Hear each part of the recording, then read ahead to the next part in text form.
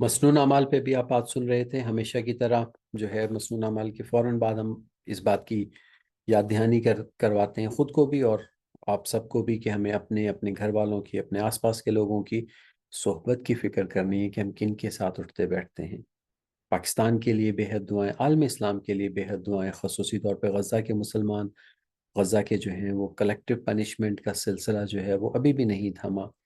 اور مختلف ہیلوں بہانوں اور طریقوں سے جو ہے وہ ان کے اوپر مظالم کا سلسلہ جاری ہے۔ اپنی دعاؤں میں ان کو ضرور یاد رکھیں، جو آپ ان کے لیے مالی امداد بھیج سکتے ہیں، ایسے چینل سے جو ریلائبل ہیں ان کے ذریعے ان کو مالی امداد بھی بھجوائیں تاکہ وہ ان کی ریہیبلیٹیشن ہو سکے جب بھی شروع ہو، اور کم از کم اس سٹیج پہ ان کو دوائیوں کی اور کھانے کی ضرورت ہے تو کسی طریقے سے یہ دوائیاں اور کھانا وہاں تک پہنچ سکے، اور اس سلسلے میں بات کرتے رہیں، کیونکہ یہ ظلم ہے جو کہ نہتے لوگوں پہ ہو رہا ہے۔ پوری دنیا اس کو ایکسیپٹ کر چکی ہے کہ یہ ظلم ہے، لیکن یہ جو ہے اگر بات کرنا بھی ہم ختم کر دیں گے تو پھر جو ہے یہ ظلم کو کوئی روکے گا نہیں، کوئی اس کے اوپر چیک اینڈ بیلنس نہیں ہوگا۔ بھی کم از کم آواز اٹھانے سے جو ہے وہ ان کے اوپر پریشر تو ہے اسرائیل کے اوپر، اور اگر یہ پریشر بھی ختم ہو جاتا ہے تو پھر تو اپنی منمانی ہی کرتے رہیں گے، تو لہٰذا بات اس کے اوپر ضرور کرتے رہیے۔ حدیث شریف کے سلسلے میں حضرت ابو بکر صدیق رضی اللہ عنہ بیان کرتے ہیں کہ حضور پاک صلی اللہ علیہ وسلم نے ارشاد فرمایا، جس شخص نے میرے متعلق کو علم کی بات لکھی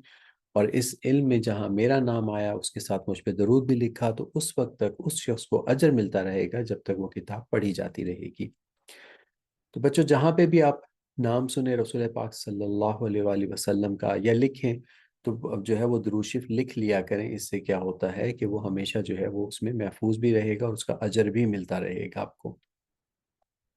اور یہ فضائل اس لیے بیان کیے جاتے ہیں تاکہ ہمیں شوق پیدا ہو اور درود شریف زندگیوں کے اندر آ جائے۔ درود ہر مشکل کا حل بھی ہے اور آسانیاں بھی ہوتی ہیں، رسول پاک صلی اللہ علیہ وسلم سے محبت ہوتی ہے، نیک اعمال کرنے میں آسانی ہو جاتی ہے، دل جو ہیں وہ صاف رہتے ہیں، دلوں کی پاکیزگی رہتی ہے، اس سے سوچوں کی پاکیزگی رہتی ہے اور انسان جو ہے وہ صحیح راستے پہ رہتا ہے۔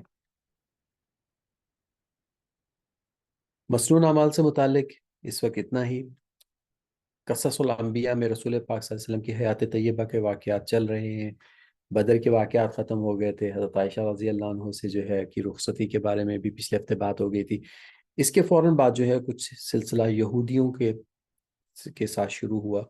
ابھی تک جو ہے وہ یہودیوں کے ساتھ کوئی ایسی بات نہیں ہوئی تھی، لیکن اب جو ہے وہ کچھ حالات ایسے آ رہے ہیں، سنتے ہیں حالات اور پھر ان پہ بات کرتے ہیں۔ السلام علیکم ورحمۃ اللہ وبرکاتہ۔